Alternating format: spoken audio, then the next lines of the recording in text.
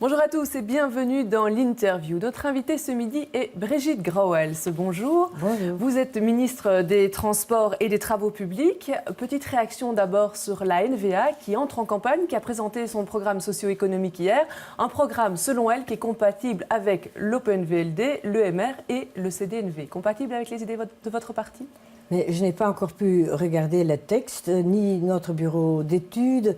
Vous avez lu le journal ce matin ? Oui, ça j'ai lu, mais j'ai surtout lu qu'il n'y avait pas encore de chiffres ou de comptage. Comment on allait réaliser ça? C'est facile de dire qu'on allait diminuer les impôts, augmenter des avantages, etc. Mais ça doit être payé aussi. Donc, on attend quand même encore un peu plus d'informations.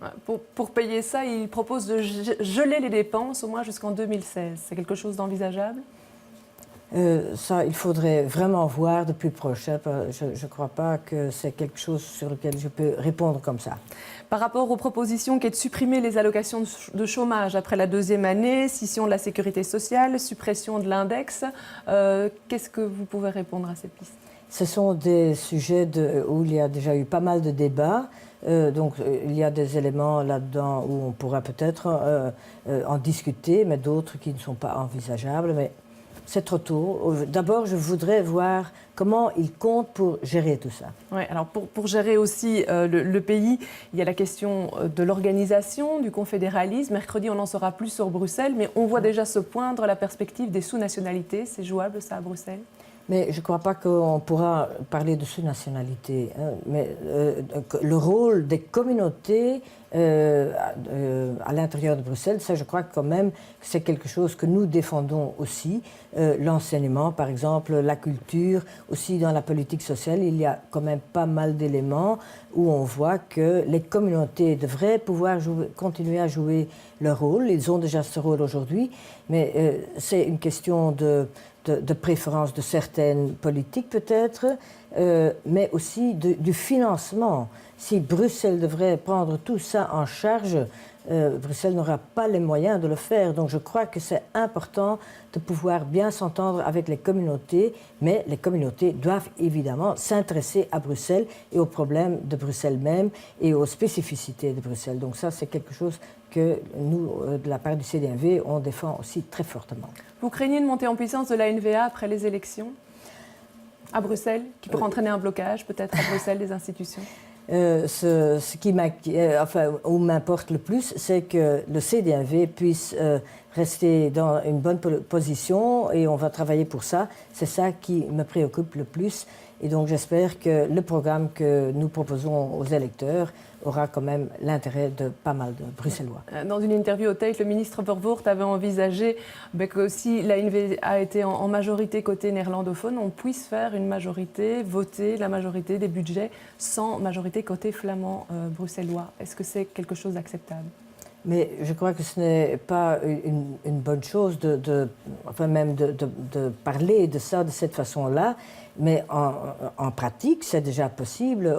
Il y a déjà eu des gouvernements où il n'y avait pas la majorité des francophones qui faisaient le gouvernement. Mais en fait, c'est possible. Ça, c'est possible. Ce qui n'est pas possible, c'est de former un gouvernement sans la majorité dans les deux groupes linguistiques.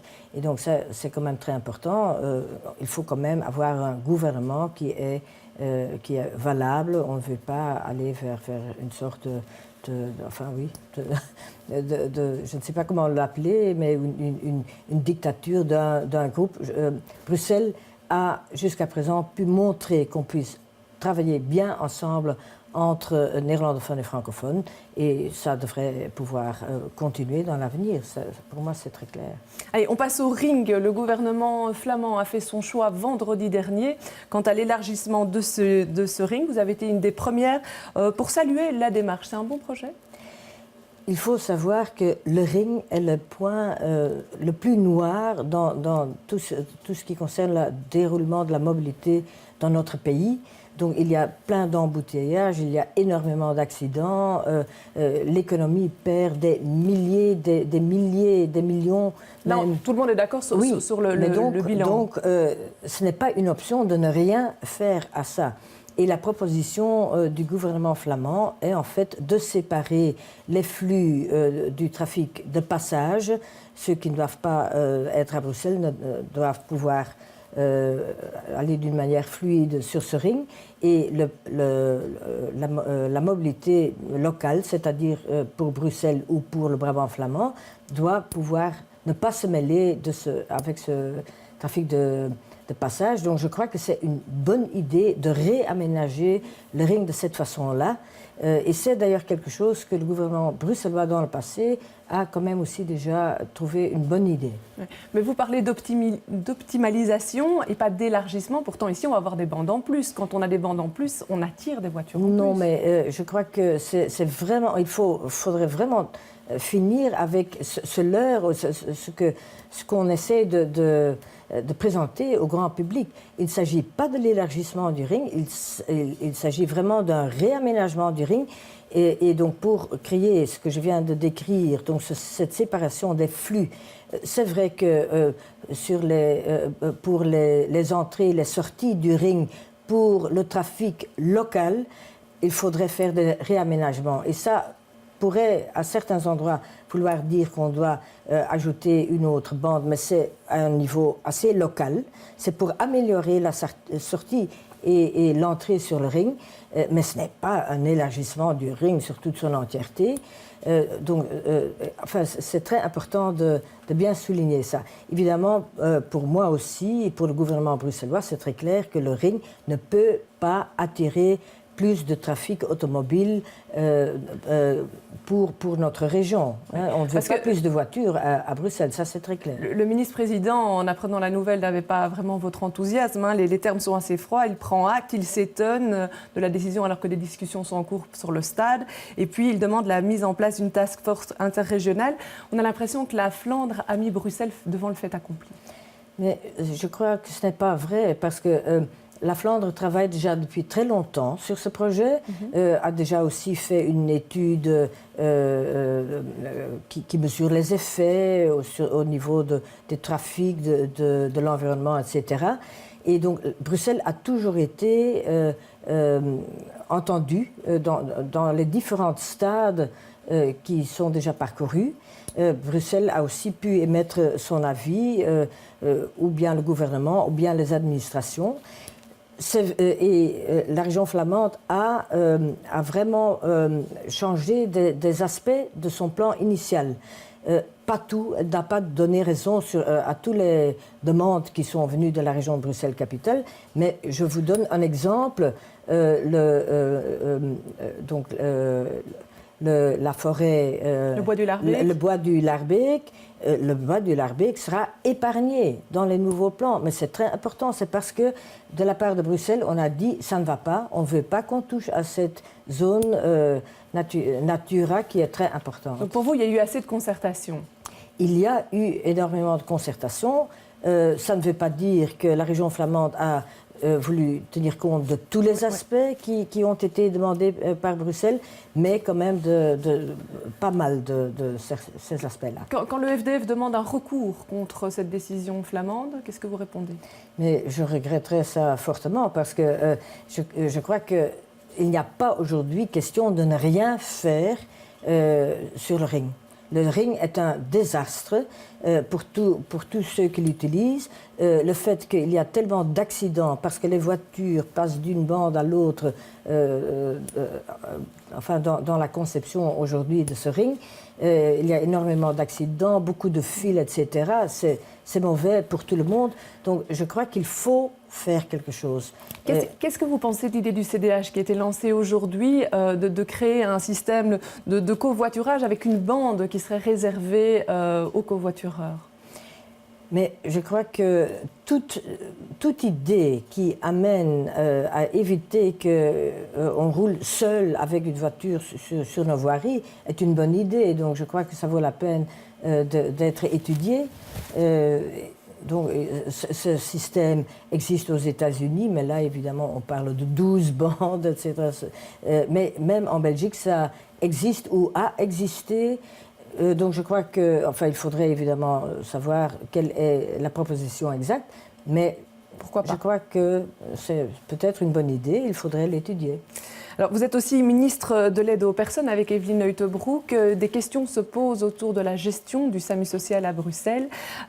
Gestion problématique ou pas? Mais d'abord, je veux dire que le SAMU social organise déjà depuis quelques années l'accueil hivernal et le fait très bien. L'année dernière, il n'y a eu personne qui a dû rester dehors pendant l'hiver, pendant les nuits d'hiver. Donc, sur le résultat de leur travail, on est content. Mais il y avait vraiment un problème de volonté, d'ouverture, de transparence dans la gestion du SAMU social. Et c'est pour ça qu'on a demandé cet audit, cette analyse de l'inspecteur des finances. Surtout que maintenant, le SAMU n'est plus uniquement financé par la Commission communautaire commune à Bruxelles, mais aussi par le niveau fédéral. Le fédéral a aussi fait appel au SAMU social pour l'accueil hivernal des chercheurs d'asile. Yvan Mayer dit ce matin dans la presse qu'il n'a toujours pas reçu ce rapport, donc il sait difficilement se défendre. Je crois que maintenant, il a quand même reçu. Hein. Donc, on a eu réunion jeudi où ce rapport a été vu par le gouvernement et on a décidé de le transmettre tout de suite au SAMU social. Et je crois que c'est normal qu'il y a plein de questions. Il y a plein de questions de l'inspecteur des finances dans ce rapport et on demande maintenant au SAMU de répondre à ces questions. Je crois que c'est normal. Ils ont au maximum un mois pour répondre à ça, mais je ne crois pas que ça va être trop difficile pour eux. Pour nous, ce qui est le plus important, d'avoir cette transparence. Alors, un projet pilote que vous lancez a suscité pas mal de réactions, d'étonnement. C'est l'idée de colorer les poteaux des feux de signalisation en bleu et en jaune, qui sont les couleurs de la région. C'est pas un peu gadget? Mais je ne sais pas, je ne crois pas. Et surtout maintenant, à ce moment-ci, la région de Bruxelles-Capitale est en train de développer un city marketing. Bientôt, avec la 6e réforme de l'État, tout le secteur du tourisme va aussi devenir une compétence de la région. Donc, en fait, la région a les instruments en main pour vraiment mettre Bruxelles sur la carte et elle veut le faire aussi en créant une image de Bruxelles.